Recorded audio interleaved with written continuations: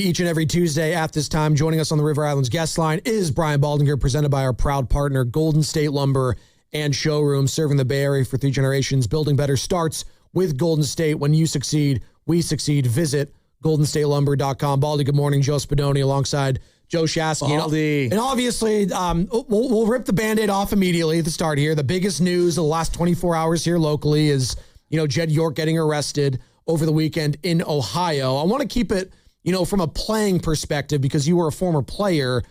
When something like this happens, and this is a little unique because it's from an owner, right? This isn't a coach. This isn't a general manager. This is the top dog. When this happens with an owner, obviously the players are probably going to be asked about it. I'm sure they've been coached on what to say and what not to say. How much of a distraction is this? And is there a tangible effect this can have on a team as a whole? I mean, we have seen some rogue owners do some foolish things that they have to, there's consequences for everybody's actions, no matter who you are. So there's consequences. But ultimately, when San Francisco kicks this thing off in Melbourne, nobody's going to be thinking about it. It's in the news. It's everywhere. It's in the San Francisco Chronicle. It's everywhere, right? Everybody's discussing it. And everybody has a pretty strong opinion about it and about Jed and the ownership and the whole thing and what should be done. So that you can't escape that. That's the players hear all of it, and they're going to be asked about it. But ultimately, when Kyle takes his team out to practice, it's not going to be discussed. Players aren't. For example, when I was in Philadelphia, we were basically on the basement, and the owners of the team, Norman Brayman, the executives, GM, they were on the 3rd floor. It was just a separation. You have the 3rd floor, that was all upstairs. And that's a metaphor for that's kind of how all teams are. There's teams in this league, you don't even know who the owners are. It just is. Now, the York family, DeBartolo's, we know who the 49ers are run by. But honestly, some teams you don't even know. To the players, they have to deal with this because they're being asked about it. And they probably feel embarrassed for Jed. And they probably wish it never happened. But ultimately, they're paid to perform by Jed and the family. And so that's what the focus is going to be. It's going to be in between the lines and being a better team than that playoff loss to Seattle last year. Yeah, I agree with you, Baldy. We were just discussing that. I don't think Purdy's dropping back oh my God. I would hit dribbling in stride right now, but I'm just thinking about Jed getting arrested. I just don't think that that's reality. There's other news, because I do want to shift to some football stuff here. Kittle has been activated off the PUP list, and on one level, it's a remarkable comeback. 7 months since he was injured, and it's modern medicine, and he's just a dynamic player that they absolutely need. But I am a little just cautious in general because of this type of injury, and given his age and some of the other stuff. When you heard he was activated from the PUP, what did you think? Well, I've just been around the league. I've seen Patrick Mahomes come back from a major knee surgery. You can't tell that he had surgery. I saw Daniel Jones come back from a similar injury, and you can't tell that he had surgery. And they're out there practicing every day. So I feel like some of it is modern medicine. Some of it is rehab. Some of it is the way the players are wired. And, as far as the rehab process and how hungry they are to get back. So it doesn't surprise me that George is in that category, the 2 guys I just mentioned. And you just talk to the trainers, talk to the trainer in Kansas City about what Mahomes did. These guys attack things differently than maybe some of us did in the past. And they want to get back there on the field. So it doesn't surprise me. I kind of I watched Daniel Jones run. You can't tell that he had any surgery. I watched Mahomes for 3 hours one day a couple weeks ago. You couldn't tell. So I'd kind of like to see what George looks like if you can tell. I have a feeling that if he's been activated from the PUP, and I don't know exactly, does that mean he's full go? Yeah, is he full contact? He's been working on the side. Is, okay, you can go out there and put the pads on, but nobody's going to touch them, those kind of things. Yeah. There's some restrictions that still might be in place. So I'll elaborate. I didn't mean to cut you off. I apologize. But, Baldy, it sounds like just for the first couple of days, he's been kind of off to the side, working on individual drills. So what would you look for over the coming weeks to let you know that he's closer to return? Well, he's been the league's best blocker at tight end. For a decade, he's been the best blocker. Like, can he still push off when he goes to make contact and he's doubling the edge with Trent Williams out there? Can he still push and move players the way he has? We've seen him basically high point these footballs in the middle of the field and go up and take the ball out of the air. Can he still get lift? I've seen him warm up before games, and he's doing some of these hoppings, and, he's pushing off like a triple jumper. Can he still have that type of bounce that we're used to seeing from him? Just those little things like that. I would want to see if he has that. Is he returned to that level?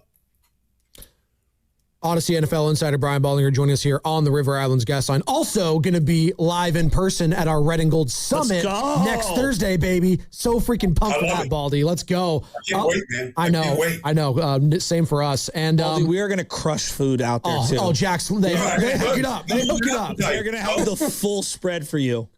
Like, just kill the cow now. Just kill it. Just send it in. I love it. I wanted to ask you, piggybacking on this Kittle conversation about him being like one of the elite and premier blockers. Like, when we talk about the top tight ends of the position, obviously everyone brings up Travis Kelce.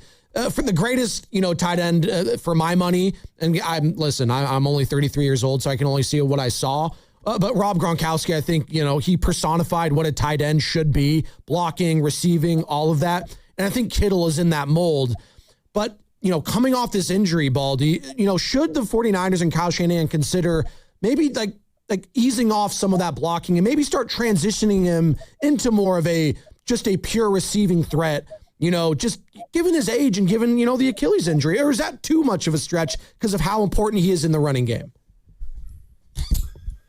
I still think it would be George Kittle if he's not doing that. Like, I just seeing him and Juice, work in tandem together for, the last decade together, almost a decade, whatever it is. This just, I don't know that it would look right.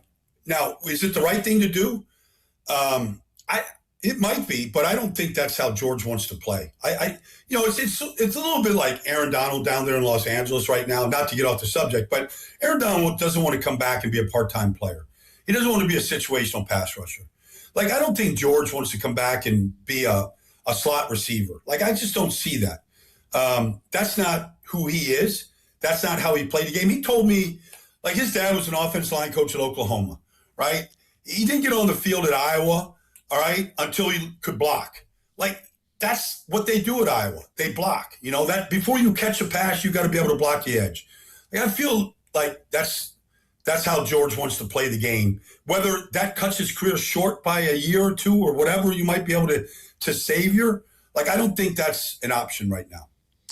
Baldy, the game against the Chargers, going back last week, I'm sure you got a chance to break it down. It felt like a lot of the young guys on the Niners offense were finally shining, and they've needed a little bit of pop from some of these young guys. Stribling showcased, Kalon Black showcased, some of the guys from yesteryear, Sincere McCormick, the last couple of drafts, and Jordan Watkins. Tonjes is obviously going to be a factor. Jacob Cowing had the big return. What kind of shot in the arm can these youngsters truly give during the regular season with this older offensive unit? Oh, it's huge.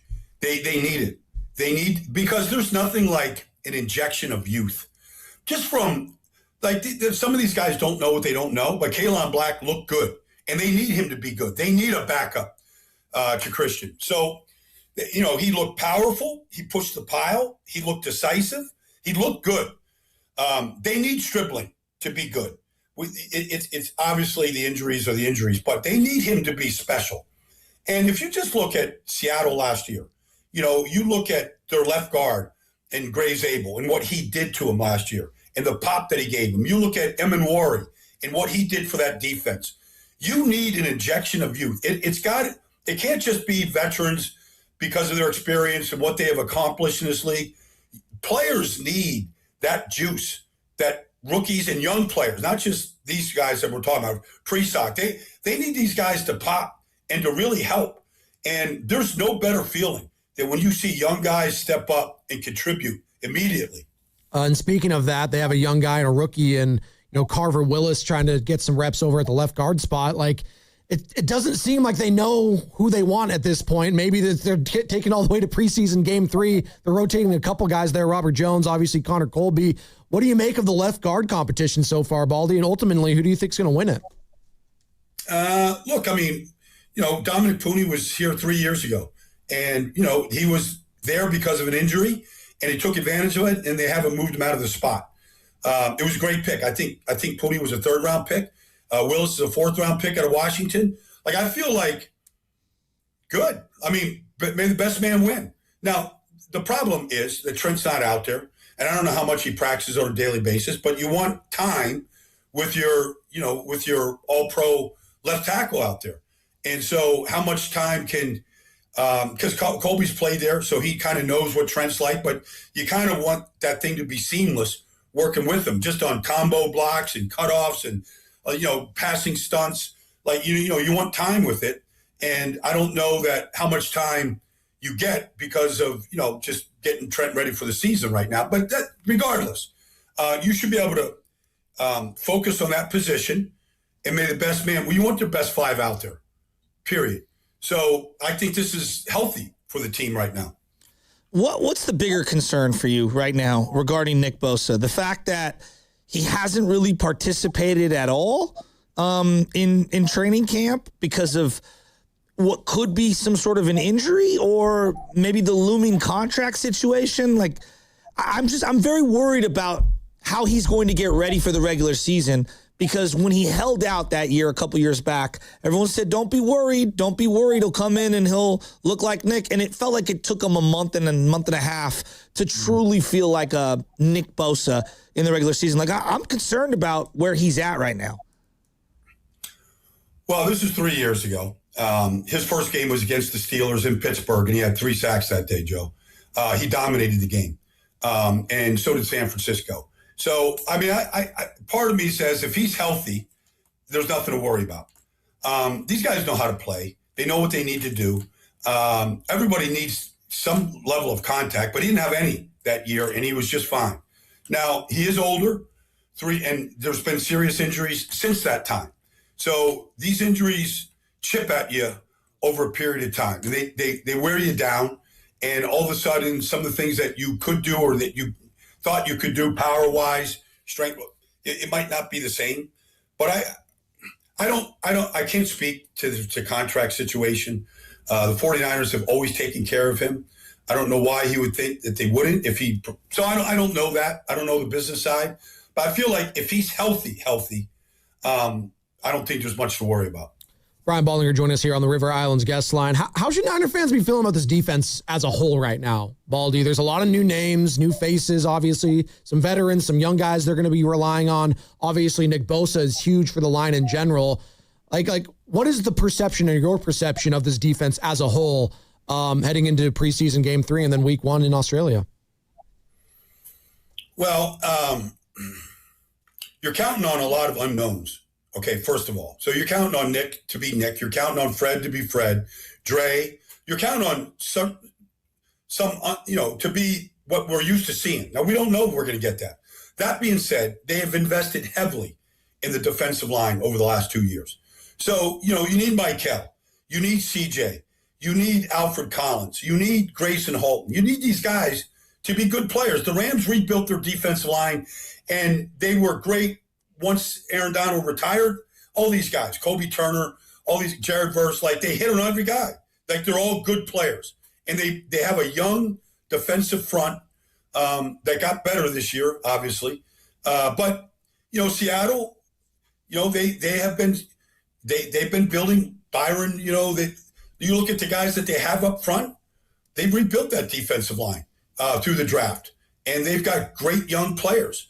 And you just need the 49ers to hit on these players. They've got 5 or 6 of them that they've drafted in the last 2 years. If John Lynch and his staff did their homework and they hit on these guys, they should be good up front because it's going to start there. And I feel like the secondary is better than what it has been just because of some depth and players that have played. But it starts up front, and they need those guys they need to hit on those players. Now, all offseason, we asked you about Mac Jones. Could he get traded? Should he get traded? I think you were pretty much in the camp of like, I think he's more important to the Niners, so hang on to him. That being said, when you see Deshaun Watson get named starter, and I know that that's loaded, but I look around the league and I watch quarterback play, I am a little surprised. I'm surprised another team didn't think that Mac Jones could be their starter. Maybe the asking price was too high. I don't know. But when I watch this guy, I'm like, man, he's a good player. I don't know how good. I just think he's a starter somewhere in this league, and I'm surprised that he's still here. Well, look, you could say Cleveland. You could say Atlanta. You go around the league right now, right? And you go, he's an upgrade. The New York Jets, he's an upgrade. Like, I just named 3 teams. He's better than what they have. But, is the asking price a second-round pick? Like that, to me, that's the start. He's a first-round pick. I know Kyle Shanahan loved him coming out of Alabama. I was actually surprised 49ers didn't draft him. But so let's just say they can't get a second-round pick. It's a third-round pick. Like, if I'm the 49ers, okay, a third-round pick is Alfred Collins. He's whatever he is. Dominic Pooney, he's a potential starter for the team. I'm not taking a third-round pick for Mac Jones. Like, maybe privately behind the scenes, there was a third-round pick out there. Like, if I'm sitting down with Kyle Shanahan, I'm like, hey, we get a third-round pick for Mac Jones. What do you think? He goes, no freaking way. Yeah. Like, I'm not. Now, if it's a second-round pick, that might change things a little bit. First-round pick, obviously, but but yes, to your question, you could plug Mac Jones into a lot of places, including the Miami Dolphins. Yeah. Like, he's better than probably 16 starters right now. And I'm not even going very deep into this conversation. Arizona, who knows? Like, yes, he could upgrade that position a lot of places. Yeah, I would agree with you. I'm watching him, and I know it's against backups, whatever. He just throws such a good ball. And I wasn't this big Mac Jones fan, but he wasn't. I talked him into it, Baldy. I did. He's totally won me over. Now, that being said, if he returned to Alabama to quarterback them this upcoming year, we would have some issues. I don't know if you paid attention to this. I mean, I'm sure you did, the Daquan Wright situation. Oh, but God. We were discussing this kind of off air, and this is a player who came into the NFL, was practicing in camp, and is now going to go back to the college ranks. There's about 15 guys undrafted like this. rookie. Yeah. And I was telling the boys here, like, my personal opinion is once you put on an NFL uniform in practice or suit up in a preseason game, whatever, I think you have now forfeited the right to be able to go back to college football. What's your read on this situation right now? Well, it's not healthy.